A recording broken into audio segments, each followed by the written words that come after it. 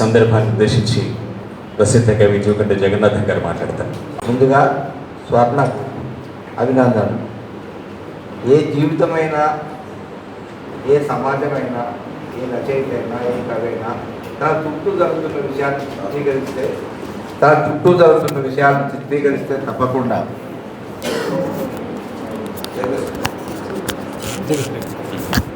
తన చుట్టూ జరుగుతున్న సమాజాన్ని చిత్రీకరిస్తే తప్పకుండా ఎప్పుడో ఒకసారి దానికి మంచి పేరు వస్తుంది. అందులో భాగంగానే నల్ల బంగారం కథలు ఇంకో 4-5 పుస్తకాలు వచ్చాయి. ఈసారి అన్ని పుస్తకాలు చదివిన తర్వాత ఏకగ్రీవంగా ఎన్నిక చేసినటువంటి, ఈ అవార్డుకి ఎన్నిక చేసినటువంటి పుస్తకం స్వామి కిలారి నల్ల బంగారం. ఎందుకంటే తను చేసిన కృషి సాహిత్యంలో తన రంగంలో కూడా చాలా చేస్తుంది. ఒకసారి చిత్రీకరించి హైదరాబాద్ కేంద్రంగా ఉంటుంది కాబట్టి ఈ చిత్రీకరించి అంటే కొనతం దిలీప్ మీ అందరికీ తెలుసుకోవచ్చు. నాకు ప్రాథమికంగా జాన్ ఎడ్సన్ రాసినటువంటి ఇంగ్లీషు విజ్ఞాన్కు అనువాదం చేసిన దళారి పశ్చాత్తాపం నవల 2006లో వచ్చింది. అది చదివిన తర్వాత అసలు ఎక్కడ ఉంటాడు ఈయన దిలీప్ అని వేణు వీళ్ళ అప్పుడు వీక్షణ అధ్యక్షుడు సంపాదకుడు వేణును అడిగి దిలీప్ నంబర్ తీసుకొని మాట్లాడి, అంటే అట్లా క్రమక్రమంగా ఎదుర్కొంటూ వచ్చి ఇవాళ సరే జీవితం కోసం, బతుకు తెరువు కోసం ఏవో పనులు చేయవచ్చు, కానీ తనలో ఉన్నటువంటి జిజ్ఞాస, సాహిత్య జిజ్ఞాస ఏదైతుందో ప్రపంచ సాహిత్యంలో ఉన్న అద్భుతమైన, అంటే ఈ 2000 తర్వాత వచ్చిన నవలను కానీ ఇక్కడైనా అనువాదం చేయాల్సిన అవసరం ఉందని కూడా నేను దిలీప్ కోరుతున్నాను. ఎందుకంటే అది మన వ్యక్తిగతంగా జీవితంలో పట్ల ఉద్యోగాల కోసం లేకుంటే బతుకు కోసం ఏవో పని చేస్తాం, కానీ మనలో ఉన్న సాహిత్య జిజ్ఞాసను అది మాత్రమే మనం వ్యక్తిగా నెరవేరుతున్న విషయాన్ని కూడా మనం గమనించాలి.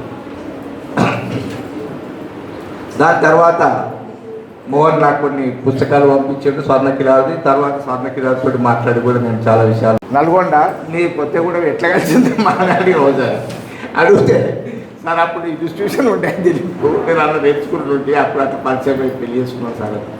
అంటే నేను అనేది ఏంటంటే ఒక్కొక్కసారి కొత్తగూడెం అనగానే 1969 మొదటి తెలంగాణ ఉద్యమం, ప్రత్యేక తెలంగాణ ఉద్యమం కొత్తగూడెంలో ఉన్నటువంటి థర్మల్ స్టేషన్లో ఒకనొక ఉద్యోగి ఆయన నియామకం విషయంలో ఒకటి అక్కడి నుంచి మొదలైంది మొదటి తెలంగాణ ఉద్యమం. 1969లో నిజం కూడా ఖమ్మంలో ఉన్న కొత్తగూడెం నుంచి మొదలైంది. ఎందుకంటే ఖమ్మం కేంద్రంగా లేకుంటే ఎన్ని ఉద్యమాలు వచ్చినప్పటికీ కూడా కొత్తగూడెంకు ఒక ప్రత్యేకమైనటువంటి సిగ్గాసతోటి, థర్మల్ పవర్ స్టేషన్ తోటి దానికి ఒక ప్రత్యేకత ఉంది. ఇప్పుడు జిల్లా కావచ్చు, కానీ సింగరేణి సాహిత్యంలో కూడా మొదటి నవల కొత్తగూడెం నుంచే, దాని తర్వాత గోదావరికర్ నుంచి వచ్చింది. అంటే కొత్తగూడెంకు ఎంత విశిష్టత ఉంది అంటే సాహిత్యం లోపల ఒక దశదే అక్కడనే ఖమ్మంలో పుట్టింది. మన మొదటి సినిమా పాట రాసినటువంటి చంద్ర కేశవరావు ఖమ్మంలో పుట్టింది. ఇంకా చాలామంది చరిత్రకారులు పుట్టిరు అక్కడ.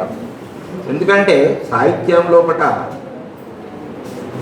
కరీంనగర్ జిల్లానో నల్గొండ జిల్లానో కాదు, కానీ తెలంగాణ సాహిత్యం లోపల రెండో సాహిత్యంగా చలామణి అవుతుంది ఉమ్మడి ఆంధ్రప్రదేశ్లో ఉన్నటువంటి ప్రారంభం నుంచి మొదలు పెడితే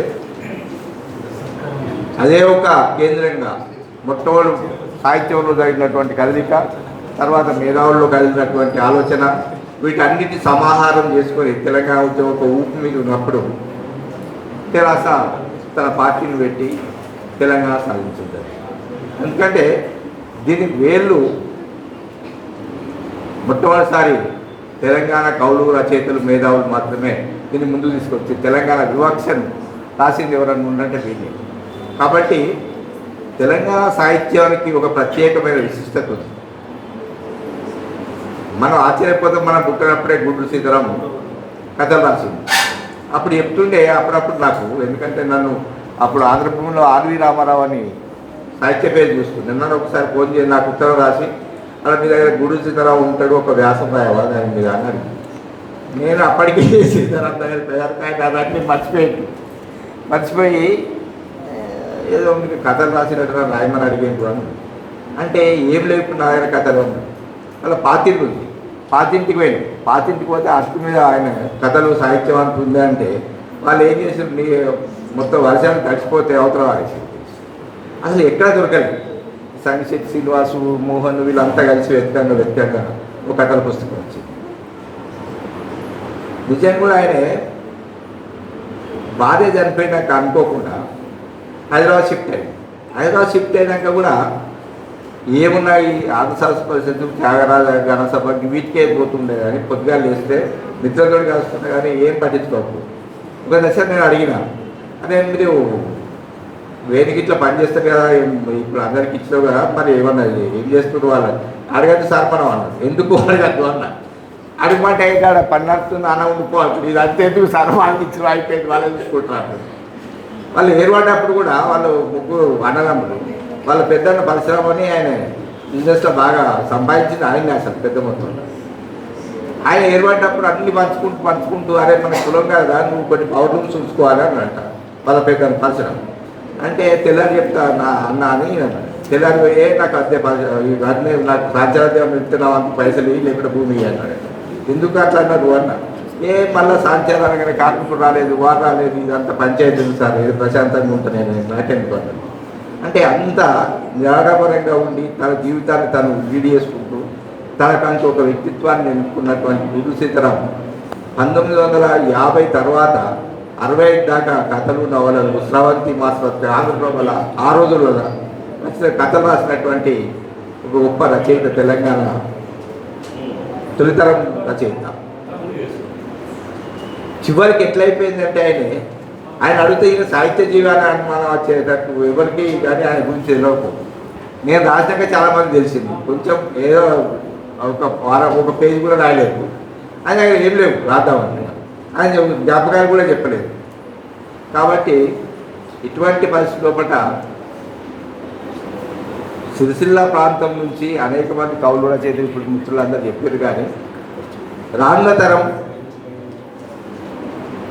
ఏం చేస్తుంది, ప్రశ్నించడం అనేది కవులకు రచయితలు తప్పనిసరి అవసరం. నీ ప్రశ్న ఉంటేనే నీకు జవాబు వస్తుంది. నీ ప్రశ్న ఉంటేనే నిన్ను స్కూల్లో కానీ బయట కానీ ఎవరైనా అడుగుతారు. ఈ ప్రశ్న లేకుండా జవాబు అని నిలబడ్డాడు ఏ కవి కానీ రచయిత కానీ ఏముండదు. రచయిత దగ్గర మధ్యలో కోసం మిగులుతాడు తప్ప ఇంకేమి ఉండదు. ఎందుకోసం ఎదుటిలోని మనసులో ఏముందో ఆలోచించి మనం రాత్రము బతుకుదల ముచ్చలేదు. మనది మనం వ్యక్తిత్వాన్ని కాపాడుకుంటూ మన చుట్టూ జీవితాలు రాస్తేనేమో అది నిజంగా కవి రచయిత లక్షణమే.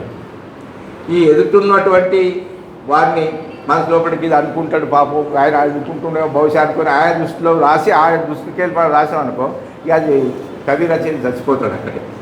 కాబట్టి అద్భుతమైన జీవితం సిరిసిల్లో ఉంది. ఇక్కడే ఆకలి చావులు చనిపోయారు, ఇక్కడే ఉద్యమాలు జరిగినాయి, ఇక్కడే ఒక దశలో కరీంనగర్ జిల్లాలో కూడా గోదావరి కరీంలా సిరిసిల్లలోనే పెద్ద వార్తా సెంటర్లు ఉంటాయి. వార్తలు సిరిసిల్ల నుండి గోదావరి కరీం ఉంటాయి. అటువంటి ప్రాంతం నుంచి మనమంతా జన్మించి ఈ నేల మీద కొనసాగుతున్నందుకు గర్వించాల్సింది. ఎందుకంటే సాహిత్యంలో చాలామంది రాసుకుంటారు కానీ కొనసాగుతుంటారు కానీ బతుకుతెరువు అనేది ప్రధానం కాదన్న విషయాన్ని కవులు రచయిత గుర్తించాల్సిన అవసరము, వాళ్ళ సామాజిక బాధ్యత నిబద్ధత ఏంటిది అనేది కూడా వాళ్ళు రాసినటువంటి సాహిత్యం చదివితే మనకు అట్టే తెలిసిపోతుంది. ఎటున్నాడు ఈ మనిషి అని చెప్పడానికి, ఎటువైపు ఉన్నాడు అని తెలుసుకుంటానికి ఇవి రెండు మాత్రమే కులబద్ధాన్ని నేను అనుకుంటున్నాను. కాబట్టి ఎప్పుడు కానీ నువ్వు కవి అవుతావా రచయిత అవుతావా దానికి అధ్యయనం అనేది చాలా ముఖ్యం. అధ్యయనం లేకుండా తనకు తెలిసిందే ఒక ఫేస్బుక్లో ఒకటి రాసుకొని తెల్లవారు 10 లైకులు 4 షేర్లు వచ్చాయనుకో, తెల్లవారు పెద్ద కవి అయిపోతా అనుకుంటే ఎవడేం కాదు. మా కాలం వేరు. ఇప్పుడు మీకు అందరికీ నెట్లో కానీ అంతటా ఏ పుస్తకం కానీ ఏ కవిత్వం కానీ ఏదైనా కానీ ఏ మంచి పుస్తకం కావాలన్నా ఇప్పుడు దళారు పశ్చాత్తాపం అని చెప్పి ఒక దళారు పశ్చాత్తాపం అది నెట్లో ఉంది, మీరు చదువుకోవచ్చు డౌన్లోడ్ చేసి, లేకపోతే మీ సెల్లో చూసి చదువుకోవచ్చు. ఎంత అద్భుతమైన అమెరికా సామ్రాజ్యవాదం నుంచి ఒక ఆర్థిక ఇజ్ఞాన్ పేరు మీద ప్రపంచంలో ఉన్న దేశ అధ్యక్షులను కానీ వాళ్ళను అప్పుల పేరు మీద ఎట్లా దళారిగా వ్యవహరిస్తారు, ఎట్లా నమ్ముతారు వాళ్ళ అధ్యక్షులు కూడా అనేటువంటి ఒక అద్భుతమైనటువంటి ఆయన రాసినటువంటి అనువాదం చేసినటువంటి తెలియపు అది చదవండి ఎట్లా ఉంది అంటే మన సామాజిక రాజకీయ ఆర్థిక రంగాలను అర్థం చేసుకోకుండా మనం ఏం చేయలేము అనే విషయాన్ని కూడా కవులు రచయితలు గుర్తించాలి. లేదా తనకు తెలిసిందే గొప్ప అనుకుంటే నిజం కూడా కాదు. ఒక ఫిలాసఫీ ఒక తత్వం ఉండాలి ప్రతి మనిషికి ఒక కథ చేస్తుంది. ఆ తత్వం ఏమై ఉంటుంది? భారతీయ సమాజాన్ని అర్థం చేసుకోవాలి. భారతీయ సమాజాన్ని అర్థం చేసుకోవాలంటే వాళ్ళందరూ తలపట్టుకుంటారు. ఎలాగైతే గుళ్ళ పొట్టి తిరుగుతారు, బళ్ళ పొట్టి బంద్ చేసే గుళ్ళ పొట్టి తిరుగుతారు. ఇప్పుడు మీరు చూడండి, ప్రతి సీజన్లో ఒక స్వామి, అయ్యప్ప స్వామి నుంచి ప్రతి మీరు సంవత్సరం పొద్దుగా వేసుకొని ఉన్నారు నాకు తెలిసి. దీనివల్ల ఏం జరుగుతుంది? ముఖ్యంగా వాజ్పేయి వచ్చిన తర్వాత, రథయాత్ర తర్వాత ఇది ఎక్కువ ప్రబలింది.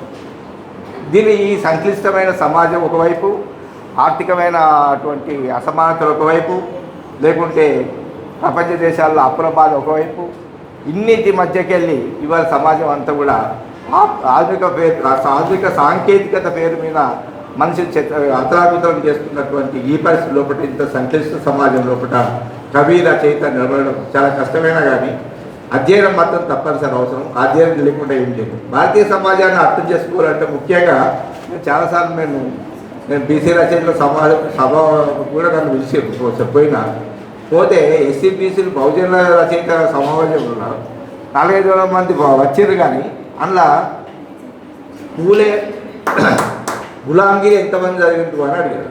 చేతులెట్టుకుంటే 45. ఈ భారతీయ సమాజం అనేక రాత్రే మరి బహుజన సమాజం నుంచి మీరంతా భారతీయ సమాజాన్ని అర్థం చేసుకోవాలంటే పూలే గులాంగిరి చదవాలి, అంబేద్కర్ యొక్క కుల నిర్మూలన చదవాలి. తెలుగులో వచ్చినాయి అంత 20 పేజీలే.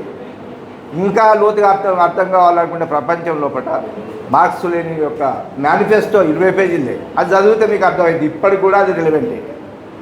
అంటే మన భారతీయ సమాజాన్ని ఒక్కదాన్ని అర్థం చేసుకోవాలంటే ఇంత ఇబ్బంది ఉంది కదా. ప్రపంచ సమాజాన్ని అర్థం చేసుకోవడానికి ఇవన్నీ చదివితే కానీ మనకి ఏమైనా అర్థమైంది. కాబట్టి మిత్రులంతా సరే, చాలామంది కూడా కొత్త తరం వచ్చింది, పాత తరం వచ్చింది, మిగతా వాళ్ళు కూడా వచ్చారు. ఒకటి మనం సమాజానికి ఏమి ఇస్తున్నాం? నువ్వు కవియే కావాల్సిన పని లేదు, రచయితనే కావాల్సిన పని లేదు. మనిషిగా ఏం తలుచుకున్నావు, మనిషిగా ఏం చేయాలని తెలుసుకున్నావు, మనిషిగా ఎటువైపు నిలవాలని తెలుసుకున్నావు అనే విషయాన్ని సమాజం ఎప్పటికీ నిన్ను గమనిస్తుంటుంది. ఆ గమనింపు ఉంటుంది కాబట్టే ప్రతి రచయిత కవి చాలా జాగ్రత్తగా తన కళాన్ని రాస్తుంటాడు. ఈ క్రమంలో మరొకసారి స్వర్ణజ్ఞానికి అభినందనలు, శుభాకాంక్షలు తెలియజేస్తుంటూ ఇక్కడ వ్యక్తులు ఆయన విలువ పిలుస్తానికి ఆయన అసలు ముందు అతడు రావాలనుకున్నా, రావాల్సిన అవసరం లేదా, మన మీటింగ్లకేమో వాళ్ళ అత్తగారు మనం రావద్దని నేను డిక్టేట్ చేసినప్పుడే అట్లా అంత సార్. ఎందుకంటే లక్ష్మణ్ చాలా సబ్జెక్ట్ ఉంది, కానీ ఏమవుతుంది, ఒక దాంట్లో పడిపోయింది. ఆ పడిపోయి ఒక సాహిత్యం పక్కకి వెళ్ళిపోయింది. ఇప్పుడు స్వర్ణరాత్తు ఈ అపాదాల్లో కూడా తను కూడా చూస్తాడు కావచ్చు వేరు. ఎందుకంటే ఆ దళారి పశ్చాత్తాపం చదివితే మీరు నెట్లో ఉంది. అసలు భారతదేశం కాదు ప్రపంచంలో ఏం జరుగుతుంది, ఇంత అన్యాయం జరుగుతుందా అనే విషయాన్ని మనం కళ్ళు నిద్రపోయేటట్టు ఉంటుంది, ఆలోచించేటట్టు ఉంటుంది. ప్రతి ఒక్కరు అది చదవాల్సిన అవసరం కూడా ఉంది. స్వర్ణకిరారి, నల్ల బంగారం, సరే తన జీవితం అక్కడే కూడా సామాన్య కథల చరిత్ర కూడా వచ్చింది. అక్కడనే సామాన్య అనేటువంటి ఎవరు ఒక ఐఎస్ ఆఫీసర్ పెళ్లి చేసుకుంటారు. సామాన్య అక్కడి నుంచి కొత్త కూడా అంటే అక్కడికి వెళ్ళి ఎక్కడ జీవితం అయితే ఉంటుందో, ఎక్కడైతే సంక్లిష్ట జీవితం ఉంటుందో, తెల్లారు లేస్తే ఎట్లా ఇంత ఇబ్బందులు ఉంటాయో అక్కడికి తప్పకుండా కవి రచయిత పుడతాడు. ఎక్కడైతే ఉద్యమాలు ఉంటాయో అక్కడ కూడా కవి రచయిత పుడతాడు. ఎక్కడైతే జీవితం నిరంతరమైన వలసలు కొనసాగుతుంటాయో, ఎక్కడైతే దుఃఖం కనబడుతుంటుందో, ఎక్కడైతే వేదన ఉంటుందో, ఎక్కడైతే జీవితం యొక్క సంక్లిష్ట దశలు ఉంటాయో అక్కడ కవి రచయిత పుట్టడానికి ఎక్కువ ఆస్కారం ఉంటుంది. అందులో భాగంగా స్వర్ణ కూడా వచ్చింది కావచ్చు, దిలీప్ కూడా వచ్చిండు. కానీ నేను మొదటిసారి ఇప్పటి నుంచే కాదు చాలాసార్లు నేను కోరుతున్నది ఏంటంటే 2000 సంవత్సరంకి వెళ్ళి వచ్చినటువంటి ప్రపంచ సాహిత్యంలో వచ్చిన అద్భుతమైన ఒక నవలను చాలామంది చేసారు. కానీ వాళ్ళే కాకుండా ఇంకేమన్నా ఉంటారు చాలామంది. మనం ఎట్లా వద్ద వెళ్తుంది నాకనే కాదు, మీకే చెప్తే ఎక్కువ దిలీప్ అది చేయాల్సిన అవసరం ఉందని కూడా నేను సూచిస్తూ దిలీప్కు. ఎందుకంటే మళ్ళీ ట్రాక్ తప్పినటువంటి ట్రాక్ మీదకి మనమే తెచ్చుకోవాలి. ఎవరు మనల్ని నటించిన వాళ్ళు ఎవరు ఉండరు. మరి సరే పని కోసం మన సొంత పనుల కోసం ఏదో చేస్తాం, జీవితం కోసం అంటే ఎవరో డే టు డే లైఫ్ కోసం వర్క్ చేయాల్సిందే. కానీ మళ్ళీ ఒకసారి సాహిత్యంలోకి రావాల్సిన అవసరం ఉంది. ఈ సమాజాన్ని గుర్తి తప్పనిసరి మనలాంటి అనువాదకు అవసరం ఉందని కూడా తెలియజేస్తూ ఈ అవకాశం ఇచ్చినటువంటి మానవ రాజ్యాంగ సంఘానికి మిత్రులందరికీ కూడా